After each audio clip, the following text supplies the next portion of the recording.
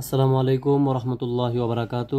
সুপ্রিয় নবম শ্রেণীর সকল ছাত্রছাত্রীরা তোমাদেরকে জানাচ্ছি প্রথম থেকে দশম শ্রেণীর সকল পড়ালেখা এখানে ইউটিউব চ্যানেলের পক্ষ থেকে অনেক অনেক শুভেচ্ছা এবং অভিনন্দন। যেহেতু তোমাদের অর্ধবার্ষিক পরীক্ষা শুরু হয়ে গিয়েছে, তো তোমাদের হাদিস পরীক্ষার সাজেশনটা অনেকে আমাকে কমেন্টে জানিয়েছো যে হাদিস পরীক্ষার সাজেশনটা দেওয়ার জন্য।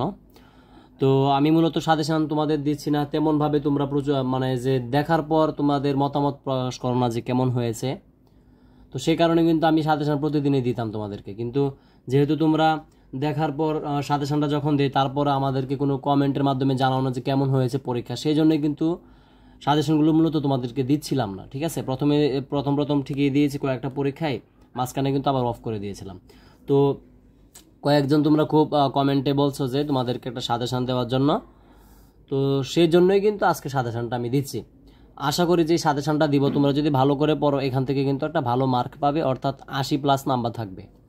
তো দেখো এখানে তোমাদেরকে যে সাজেশনটা দিচ্ছি আমি কোনো গাইডতে দিব না, সম্পূর্ণ তোমাদের যে হাদিস শরীফ বইটা রয়েছে সেই বইটা থেকে দিচ্ছি। ঠিক আছে, তো দেখো এখানে প্রথমেই তোমাদেরকে যেটা বুঝতে হবে, তোমাদের যে অর্ধবার্ষিক পরীক্ষাটা হবে সেই অর্ধবার্ষিক পরীক্ষার মধ্যে তোমাদের মোট অধ্যায় পরীক্ষায় যে তোমাদের স্কুল থেকে যে সিলেবাসগুলো দিয়েছে সেই সিলেবাসের মধ্যে অষ্টম অধ্যায় পর্যন্ত তোমাদের পরীক্ষায় আসবে, অর্থাৎ অষ্টম অধ্যায় পর্যন্ত। দেখি অষ্টম অধ্যায় পর্যন্ত তোমাদের পরীক্ষায় এবার সিলেবাস করা রয়েছে, অর্থাৎ এই যে অধ্যায় পর্যন্ত তোমাদের স্কুল থেকে যে সিলেবাসটা দিয়েছে এটা মূলত তোমাদের পরীক্ষার একটা সিলেবাস। তো এটা তো তোমাদের স্কুল থেকে দিয়েছে, তো আমি এখান থেকে তোমাদেরকে কিছু সংক্ষিপ্ত করে দিচ্ছি যে হাদিসগুলো যদি তোমরা পড়ো তোমাদের পরীক্ষায় অবশ্যই এই হাদিসগুলো থেকে থাকবে। তো দেখো এখানে মোট 98টা হাদিস এখানে হচ্ছে, তো 98টা হাদিস থেকে তোমাদের এখান থেকে তোমাদের প্রশ্ন করা হবে। তো দেখো এখানে তোমাদের পরীক্ষাতে মোট হাদিস থাকবে 20টা, তার মধ্যে আনসার করতে হবে 10টা আনসার। তো প্রত্যেকটা মানে 2টা হাদিস একসাথে করে লিখতে হয় আর কি। তোমরা যেহেতু নবম শ্রেণীতে উঠেছো, এর আগে তার কখনোই হাদিস পড়ো নেই, কারণ অষ্টম শ্রেণীতে তোমাদের হাদিস ছিল না। তো তোমাদেরকে আমি ইম্পর্টেন্ট কিছু হাদিস দাগিয়ে দিচ্ছি যে হাদিসগুলো থেকে তোমরা পরীক্ষায় কিন্তু আসবেই।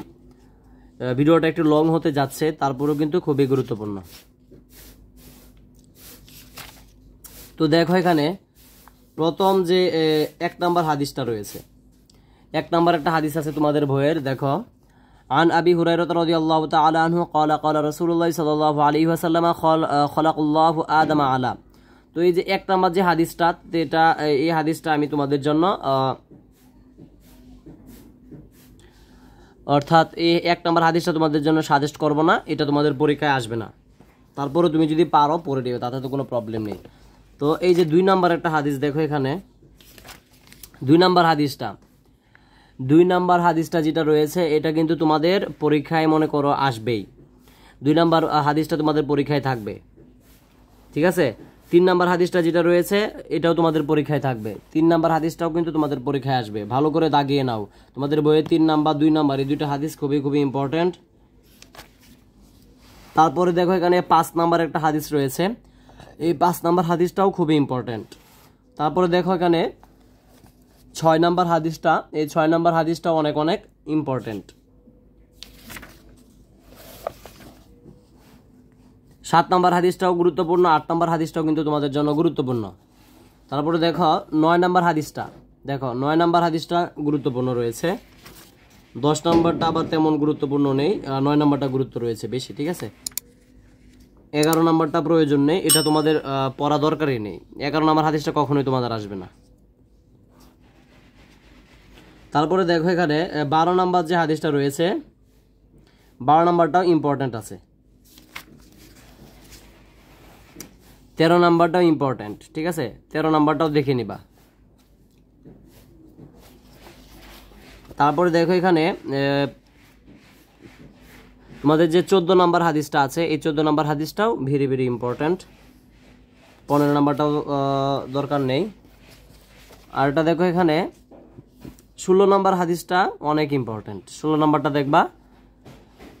দাবি যেগুলো ইম্পর্টেন্ট, যেগুলো বারবার বিভিন্ন পরীক্ষায় এসেছে তোমাদের আগেও, এগুলোই আমি দিচ্ছি তোমাদের সাজেশনের ভিতর থেকে, অর্থাৎ তোমাদের যে পরীক্ষার যে সিলেবাস সেটার ভিতর থেকে আমি ইম্পর্টেন্টগুলো বেছে দিচ্ছি। দেখো তারপরে দেখো এখানে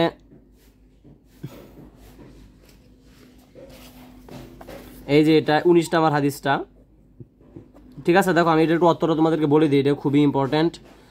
আন আবি উমামাতা রাদিয়াল্লাহু তাআলা আনহু ক্বালা ক্বালা রাসূলুল্লাহ সাল্লাল্লাহু আলাইহি ওয়াসাল্লাম ইন্না আউওয়ালান নাসি বিল্লাহি মান বাদাআ বিস সালাম।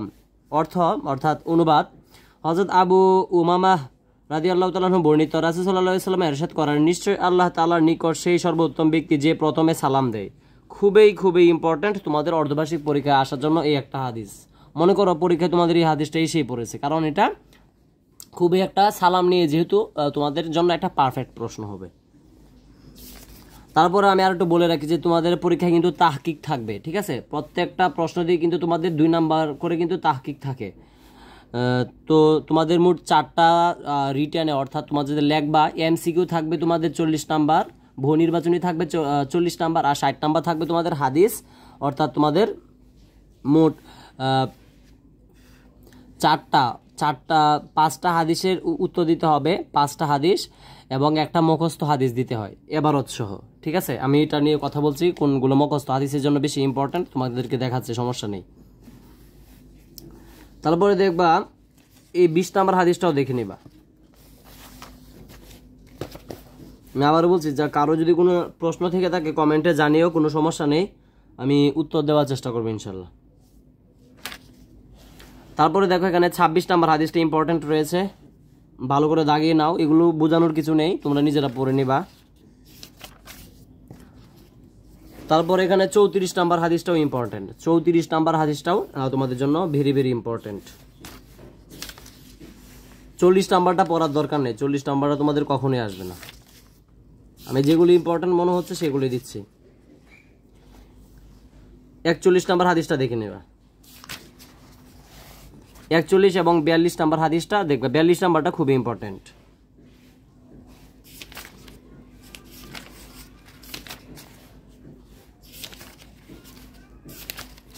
একটু ধৈর্য সহকারে ভিডিওটা দেখো।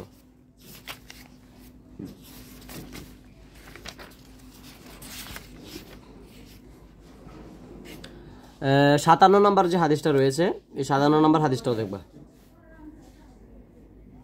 ঠিক আছে।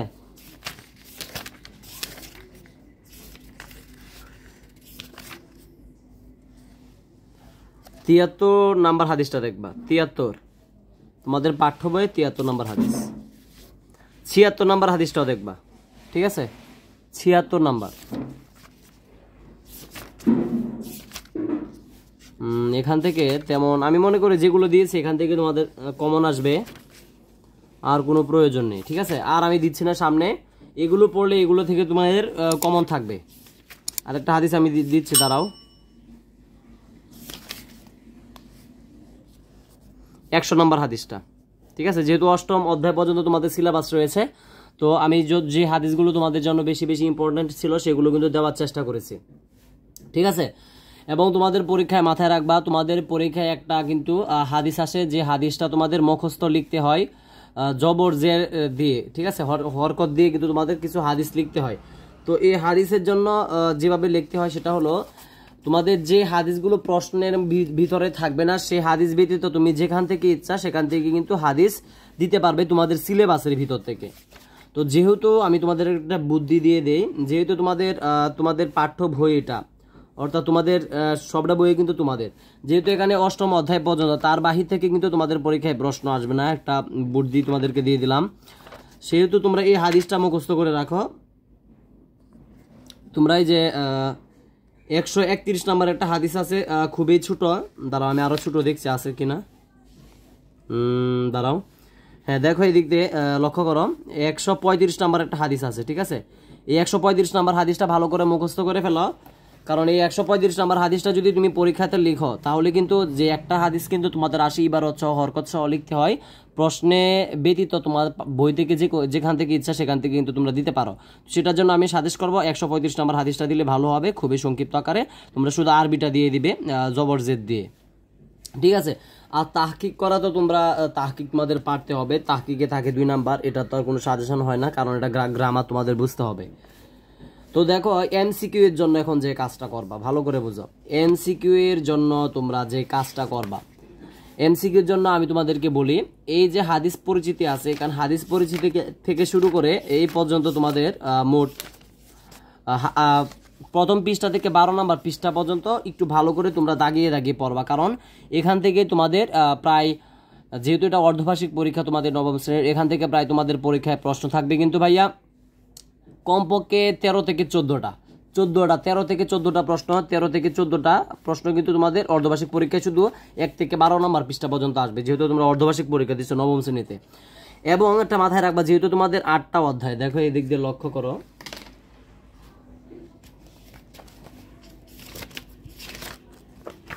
তোমাদের কিন্তু মোট 8টা অধ্যায়, ঠিক আছে? 8টা অধ্যায় থেকে তোমাদের প্রত্যেকটা অধ্যায়ের পিছনে কিন্তু এমসিকিউ আছে, এমসিকিউ আছে তোমাদের পাঠ্য বই। সেই 8টা অধ্যায়ের ভিতরে মনে করো যে তোমাদের এমসিকিউ প্রত্যেকটা অধ্যায় শেষে ধরো তোমাদের এমসিকিউ কিন্তু 6 থেকে 7টা এমসিকিউ থাকে। তো ধরো তুমি 7 8 56 বা 7 8 56 বা তুমি ধরতে পারো 80টা এমসিকিউ থাকবে, কোনোটা একটু বেশি থাকে। তো তুমি যদি এই মাত্র 80টা এমসিকিউ পড়ো, আমি বলতে পারি যে 80টা থেকে তোমাদের প্রায় কমনে আসবে প্রায় 30টার মতো, বুঝছো? কারণ সম্পূর্ণ বই থেকে আসে, তোমরা ভয় পাওয়ার কিছু নেই। এছাড়াও যদি তোমাদের কোনো প্রশ্ন থেকে থাকে আমাকে কমেন্টে জানিও, আমি যতটুকু পারি আমি সম্পূর্ণ বই থেকে দেওয়ার চেষ্টা করেছি। আমার কাছে কিন্তু তোমাদের যে হাদিস শরীফ গাইড রয়েছে, নোট রয়েছে, সাজেশন রয়েছে, মডেল টেস্ট রয়েছে, সব কিছু আমার কাছে আছে, কিন্তু তোমাদেরকে সেগুলো দিব না, কারণ তোমরা অর্ধবার্ষিক পরীক্ষা দিচ্ছ নবম শ্রেণীতে, এবার নতুন, যে কারণে তোমাদের বইটা ভালো করে পড়তে হবে। ওই জায়গায় এখনই যাওয়ার কোনো প্রয়োজন নেই, সেই জায়গায় যাবা তোমরা যখন তোমরা 26 না, তোমরা তো 27 সালে পরীক্ষার্থী, 27 সালে তোমরা যখন দাখিল পরীক্ষা দিবা তখন সেইগুলো তোমাদের জন্য উপযোগী। এখন সেই গাইডগুলা সব সম্পূর্ণ বাদ দাও, এই বইটাই ভালো করে পড়ার চেষ্টা করো। আর পাঠ্য বই যদি তোমরা ভালো করে পড়ার চেষ্টা করতে পারো বা ভালো করে পড়তে পারো, আশা করি তোমাদের সামনের দিনগুলো অনেক ভালো হবে এবং তোমাদের সামনে যে পরীক্ষাগুলো আসবে সেগুলো তোমাদের জন্য সহজ হয়ে যাবে। তো আমি আজকের মতো বিদায় নিচ্ছি। প্রথম থেকে দশম শ্রেণীর সকল পড়ালেখা এখানে ইউটিউব চ্যানেলের পাশে থাকো, এবং যারা নতুন আমার চ্যানেলে অবশ্যই সাবস্ক্রাইব করে পাশে থাকো। আসসালামু আলাইকুম ওয়া রাহমাতুল্লাহি ওয়া বারাকাতুহু।